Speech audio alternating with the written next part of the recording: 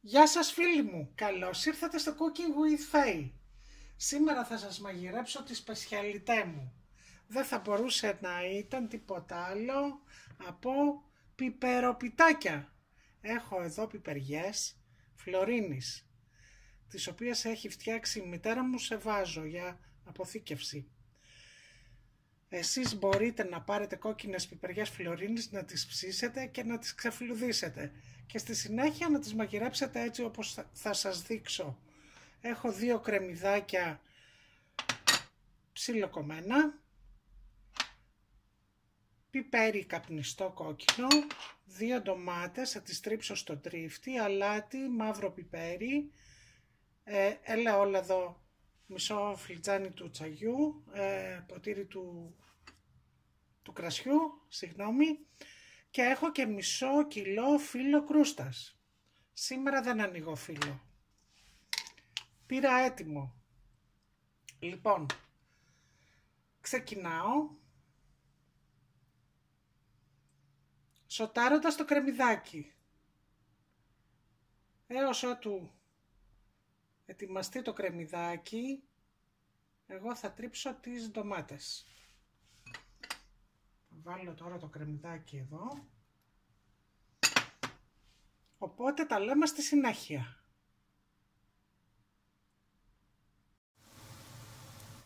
Έχω την αστεία μου στο 5 για να μην μου καεί το κρεμμύδι. Γυάλισε τώρα το κρεμμυδάκι, μοσχοβόλισε το σπίτι και τώρα θα ρίξω μέσα τη ντομάτα.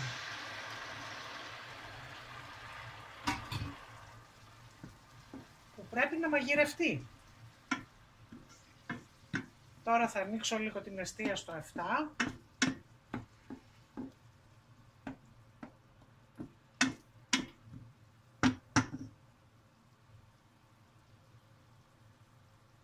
Ωραία. Θα βάλω λίγο αλατάκι. Και το πιπεράκι. Το καπνιστό. Και λίγο μαύρο. Πολύ ωραία. Και τώρα θα ψιλοκόψω τις πιπεριές.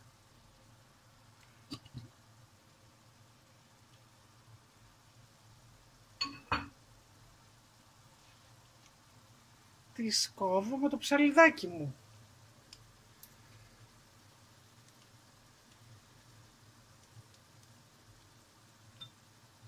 Στη συνέχεια θα τις βάλω μέσα στο τηγάνι να ενσωματωθούν στη σάλτσα.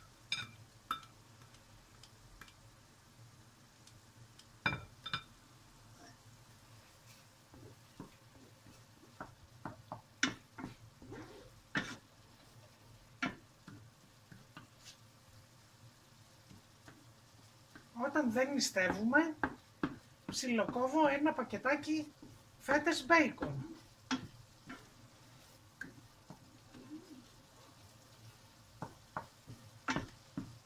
Αλλά σήμερα σας κάνω την νηστίσιμη εκδοχή. Έως ότου μαγειρευτεί η ντομάτα με το κρεμμύδι, εγώ θα ψιλοκόψω τις πιπεριές. Τα λέμε στη συνέχεια. Πέρασαν 10 λεπτά. Στο μεταξύ έβαλα και μία κουταλιά ζάχαρη, γιατί ήταν οι ντομάτες φρέσκες και αγγλικές. Πολύ ωραία. Και τώρα θα βάλω μέσα και για λίγα λεπτά να μαγειρέψω τη σάλτσα μαζί με τις πιπεριές. Να ενσωματωθεί η σάλτσα στις πιπεριές. Τα λέμε στη συνέχεια. Έτοιμη η γέμιση την έχω εδώ. Άνοιξα τώρα το πακέτο τα φύλλα κρούστας και θα το κόψω στη μέση.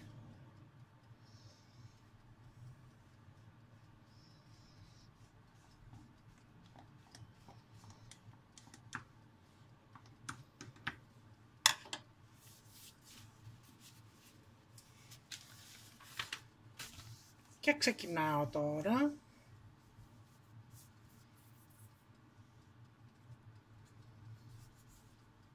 Παρέλειψα να φέρω το λαδάκι. Εδώ λαδώνω.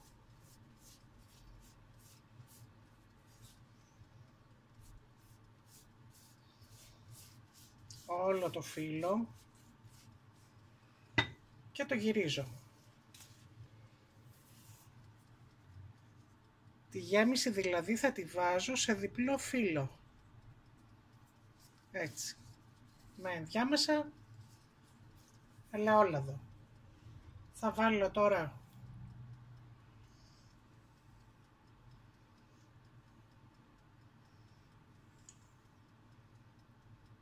2 κουταλιές γέμιση. Το κλείνω έτσι δεξιά και αριστερά.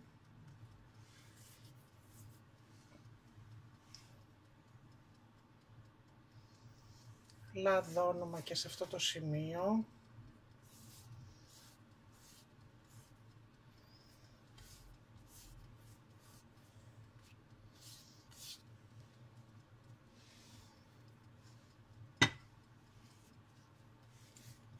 Το ρολάρω και είναι έτοιμο το πρώτο πιτάκι.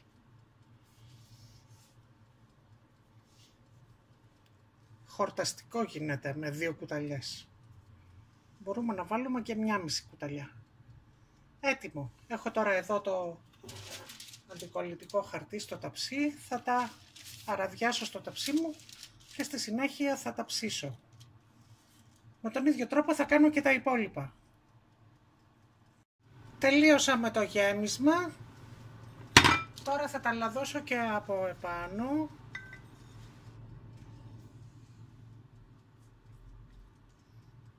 Και θα τα ψήσω σε προθερμασμένο φούρνο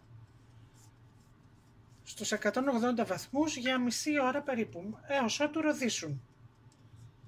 Το φύλλο είναι φύλλο κρούστας για πίτες. Αν χρησιμοποιήσετε πιπεριές φλωρίνης σε βάζο, έχουν ξύδι, πρέπει να τις ξεπλύνετε και στη συνέχεια να βάλετε και ζάχαρη, όπως έβαλα εγώ στη σάλτσα μου.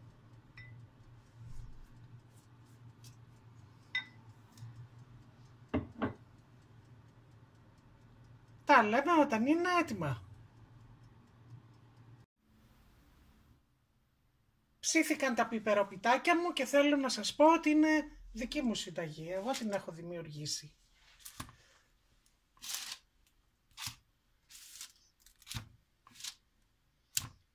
Ορίστε.